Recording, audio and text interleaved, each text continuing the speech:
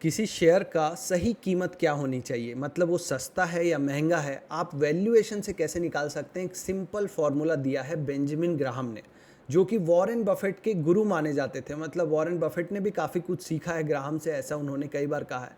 तो ग्राहम ने अपनी किताबों में एक सिंपल सा फॉर्मूला दिया है, जहां आप अर्निंग पर शेयर और उसमें कितनी ग्रोथ आ रही है, अगले साल कितना बढ़ेगा वो ईपीएस, ये नंबर अगर आपके पास हो तो आप बड़ी आसानी से एक मोटा मोटा नंबर निकाल सकते हैं, जिससे आपको पता चलता है कि वो शेयर महंगा है या सस्ता है। तो वो कैसे यूज़ करना है, सारा कुछ डिटेल में आज सीखेंगे। स्वागत है आपका ट्रेड विद बुक्स में। मेरा नाम है विकास अग्रवाल और आपको सिखा रहा हूँ मैं स्टॉक मार्केट दिल से, आसानी से, आसान भाषा में। होप आपको पसंद आ रहा होगा। तो यहाँ पे ये जो वी है ना, इसका मतलब है इंट्रिंसिक वैल्यू। मान लो कोई शेयर अभी 1600 रुपये चल रहा है, 1600। आपको पता करना है कि 1600 से इसका जो मूल्य है, जो इसकी जो असली कीमत है, क्या वो महंगी है या सस्ती है। मतलब इसका जो अगर ट्रू वैल्यू आपको पता चल गया कि 1480 है, 1480, तो आप समझ जाएंगे कि ये अपने ट्रू वैल्यू के पास ही मिल रहा है। अगर उसकी ट्रू वैल्यू 2000 होगी और अभी वो 1600 में मिल रहा होगा, तो आप क्या समझ जाएंगे कि बार्गेन में मिल रहा है, सस्ते में मिल रहा है, यहाँ से मैं खरीदने का सोच सकता हूँ। अगर उसकी ट्रू वैल्यू सिर्फ 500 रुपये हो और शेयर मिल रहा हो 1600 में, तो आपको पता है कि यहाँ पे रिस्क है, ये 3 गुना ऊपर प्राइस में मिल रहा है। तो यही वो नंबर, मैजिक नंबर कैसे लाते हैं सिंपल तरीके से एक आम आदमी के लिए, जिसको ज़्यादा बैलेंस शीट वगैरह पढ़ने की आदत भी नहीं, ना तो समय है, वो ग्राहम का ये फॉर्मूला यूज़ कर सकता है। तो ग्राहम ने क्या बताया है कि आप ईपीएस को, मतलब अर्निंग पर शेयर, जो एक शेयर के पीछे कंपनी है, उसको आप इन नंबर से मल्टीप्लाई कीजिए। अब यहाँ 8.5 क्या है, मतलब किसी कंपनी को जिसमें ग्रोथ ऑलमोस्ट नहीं है, 2 3 4 5% की ग्रोथ आ रही है साल में। मतलब पिछले साल अगर 100 रुपये का ईपीएस था, तो इस साल 102 हो जाएगा, 103 हो जाएगा। मतलब लगभग स्टेबल हो गई है कंपनी, कोई ग्रोथ नहीं है। उन कंपनियों को मार्केट 8.5 का लगभग पी देता है, P ratio, average P ratio. तो वो 8.5 का नंबर है। अब ये 2G का मतलब क्या है, अब ये 4G 5G वाला 2G नहीं है। यहाँ जो G का मतलब है वो है ग्रोथ रेट, मतलब उस कंपनी का जो ईपीएस है वो कितना परसेंट से अगले साल बढ़ने का उम्मीद है। ये जो 9.5 है, ये वही ग्रोथ रेट है। अब आप कहेंगे साहब अगले साल का कैसे पता करें, इसी साल का मुश्किल होता है। तो वो मैं आपको बताऊंगा। finance.yahoo एक वेबसाइट है, वहाँ पे आप जब शेयर का नाम लिखेंगे तो वहाँ पे बहुत सारे रिसर्चर्स, एनालिस्ट होते हैं। ऐसे तो बहुत सी वेबसाइट्स हैं जो अगले साल का प्रोजेक्शन देते हैं। बहुत सारे तरीके हैं उनके पास निकालने के लिए। वो देखेंगे कि कंपनी किस तरीके से अब उनका सेल बढ़ रहा है, जो कंपनी जिस फील्ड में काम कर रही है उस फील्ड का क्या डिमांड है इंडिया में अभी। इस तरीके से वो एक नंबर पे आते हैं कि लगता है कि ये कंपनी अगले साल 9.5% की दर से बढ़ेगी, अपने ईपीएस को बढ़ाएगी। तो वो नंबर आप यहाँ डालिए। अगर आपके पास ये नंबर नहीं है, तो आप लास्ट 12 मंथ्स का, मतलब जो टीटीएम, जो प्रॉफिट ग्रोथ होता है ना, टीटीएम, वो भी लगा के आप यूज़ कर सकते हैं। टीटीएम प्रॉफिट ग्रोथ आपको screener.in, जो वेबसाइट है screener.in, वहाँ पे भी मिल जाती है। तो ठीक है, तो ये नंबर आपको ग्रोथ रेट का मिलेगा। अब आप इसको 2 से जब मल्टीप्लाई कर लोगे, गुणा कर लोगे, तो 2G आ जाएगा आपका 19.08। ठीक है। अब जो नंबर है average yield of triple a bond, ये क्या है। देखिए, कोई कंपनी है जैसे रिलायंस है, अडानी है, ये लोग सिर्फ, इनको जब अपने काम करने के लिए पैसे चाहिए, अपने बिजनेस को बढ़ाने के लिए पैसे चाहिए, तो ये 2 तरीके से पैसा उठा सकते हैं मार्केट से। एक तो है कि अपने शेयर दे दें, अपनी कंपनी के शेयर दूसरे लोगों को दें और उसके बदले में पैसे ले लें, जैसे कि शार्क टैंक इंडिया में होता है। लोग आते हैं, अपनी कंपनी का शेयर शार्क्स को देते हैं और बदले में पैसे मिल जाते हैं उनको। वो पैसा वो अपनी कंपनी में किसी भी काम के लिए लगा सकते हैं। तो एक तो ये तरीका है कि आप अपनी कंपनी का शेयर दे दीजिए। जैसे आपने घर में अपने आधा आधा शेयर दिया हुआ है ना, हस्बैंड वाइफ ने, तो आधा घर उनका है, आधा घर आपका है। तो एक और दूसरा तरीका है कि आप उधार ले लें। एक और दूसरा तरीका है कंपनीज के पास पैसे रेस करने का, उधार ले लो। पर उधार वो पब्लिक से भी ले सकते हैं, बैंक से भी ले सकते हैं। तो लोग जो है ना, पब्लिक को भी उधार देते हैं, तो इसको बोलते हैं कॉरपोरेट बॉन्ड, या किसी बड़े आदमी को भी दे सकते हैं। तो इन कॉरपोरेट बॉन्ड्स की रेटिंग एजेंसीज जो होती हैं, जो आपने सुना होगा मूडी और ये सब जो रेटिंग एजेंसीज हैं, ये उनको रेट करती हैं कि ये कितना रिस्क है इस जो ये जो उधार जो दे रही है कंपनी, इसके जो बॉन्ड है इसमें। तो ये जो ट्रिपल ए रेट होता है ना रेटिंग वाले बॉन्ड, ये बहुत ही अच्छे रेपुटेड माने जाते हैं। यहाँ पे रिस्क कम होता है, इनके डिफ़ॉल्ट करने के, धोखा देने के चांसेस बहुत कम होते हैं। तो ऐसे जो बॉन्ड हैं, ऐसे जो एफडी समझ लीजिए आप, जो प्राइवेट कंपनी की एफडी, अडानी की एफडी, रिलायंस की एफडी है, जिनका ट्रिपल ए रेटिंग मिला हुआ है, मतलब जिनके डूबने की आशंका नहीं है, उनका एवरेज रिटर्न कितना रहा है या एवरेज यील्ड, आप आसान भाषा में समझिए एवरेज यील्ड कितना दे रहे हैं। जैसे बैंक की एफडी 8% देती है ना, तो वो पिछले 10 साल में उनका एवरेज यील्ड क्या रहा है, तो वो इंडिया में अभी 6.5% है, ये वाला नंबर। अब आपको देखना है कि करंट यील्ड क्या चल रहा है, मतलब अभी इंडिया में करेंटली कितना रिटर्न है ट्रिपल ए बॉन्ड का, तो वो नंबर है 7.75। ठीक है, तो जब आप ये सारे नंबर को मिला के जब कैलकुलेट करेंगे तो आपको इंट्रिंसिक वैल्यू मिल जाता है किसी भी कंपनी का। तो वो यहाँ पे जैसे मैंने एग्जांपल के लिए कंपनी ली है ए, तो उसके लिए वैल्यू आ रहा है 1481। तो ये आपका अभी इस कंपनी के लिए, जो भी कंपनी है ए, इसका फेयर प्राइस है। अब हो सकता है ये कंपनी का अभी करंट प्राइस 1600 हो, 1800 हो। अगर इस कंपनी का प्राइस 1600 है, सपोज 1600 है, तो ये कंपनी क्या है, ये कंपनी अभी आपको ओवर वैल्यूड मिल रही है, बार्गेन नहीं मिल रही है।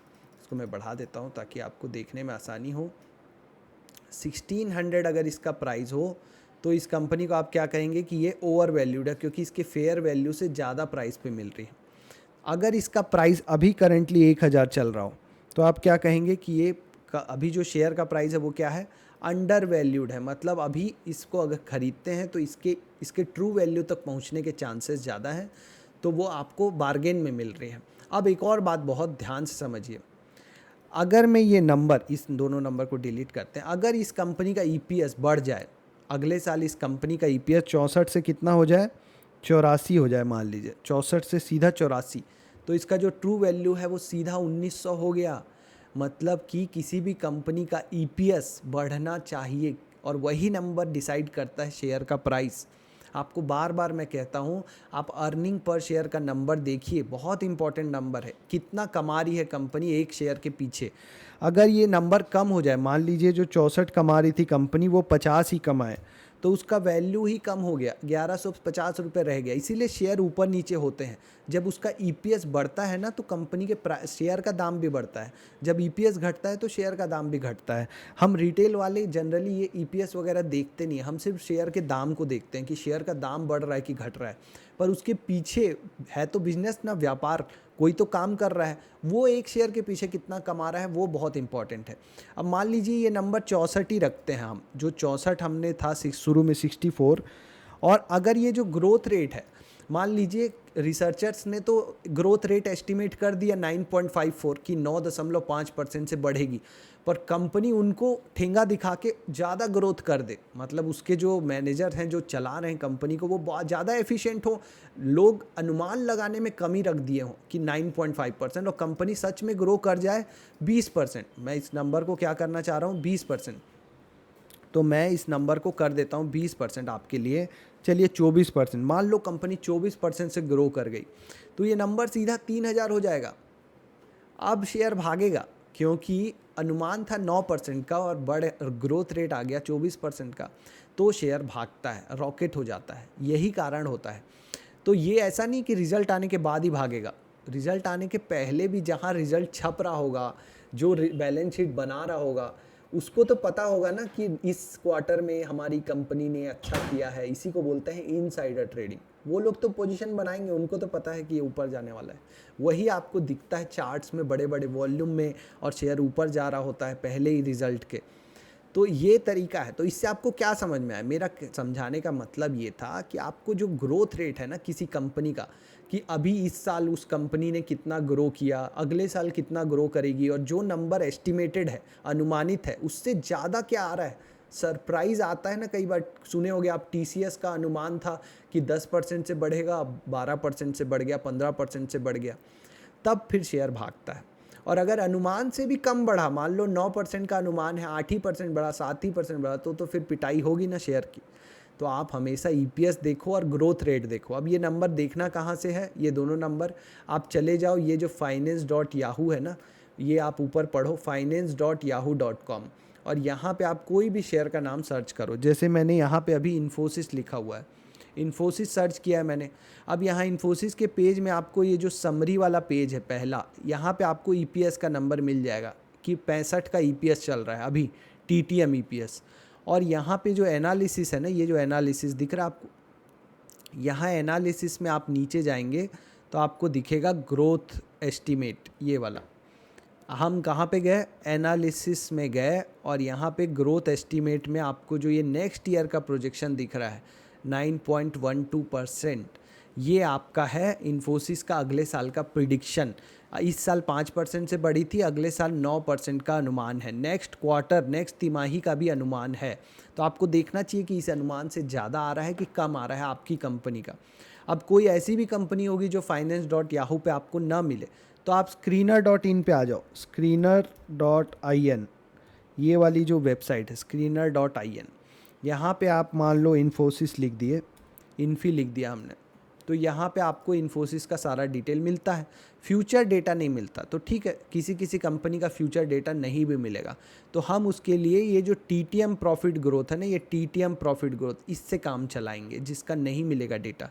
टीटीएम प्रॉफिट ग्रोथ यहाँ से मिल जाएगा, और आपको ईपीएस का नंबर यहाँ से मिलेगा ये लास्ट वाला नंबर ईपीएस 64.32, ये आपका ईपीएस का नंबर है screener.in से, और यहाँ पे आपको टीटीएम प्रॉफिट ग्रोथ मिल रहा है। तो ये आप यूज़ करके एक बार निकाल के देखिए आपकी कंपनी कर क्या रही है। अगर उस कंपनी का ईपीएस बढ़ रहा है तेज़ी से, ये जो ईपीएस है ना, ये अगर तेज़ी से बढ़ रहा है, जैसे यहाँ पे आप देखो 45 से 52 हुआ, 52 से 58 हुआ, यहाँ पे तो ग्रोथ दिख रही थी कंपनी में, पर यहाँ पे फ्लैट हो गया। तो जब फ्लैट हो जाता है ना, जब ये ईपीएस, तो फिर पी रेशियो भी गिरना चालू हो जाता है और शेयर का प्राइस भी। ये बस सिंपल सा कॉन्सेप्ट आप समझ लोगे ना, तो आपका शेयर मार्केट में आधा काम बन जाएगा कि भैया ईपीएस बढ़ना चाहिए और ईपीएस में ग्रोथ रेट होनी चाहिए, तो आपका काम बनता है। ठीक है, तो ऑल द बेस्ट, मिलेंगे नेक्स्ट वीडियो में। आप इसको ध्यान से देखिए, और इसका लिंक मैं डाल दूंगा इस गूगल शीट का अपने डिस्क्रिप्शन में। अगर आपको यूज़ करना है तो आप उस सेम को, उसको आप बना के कॉपी करके आप उसको यूज़ कर सकते हैं। ठीक है, नहीं तो बहुत सिंपल है, आप पेन और पेपर लेके भी पेज में कर सकते हैं। ठीक है, ऑल द बेस्ट, मिलेंगे नेक्स्ट वीडियो में।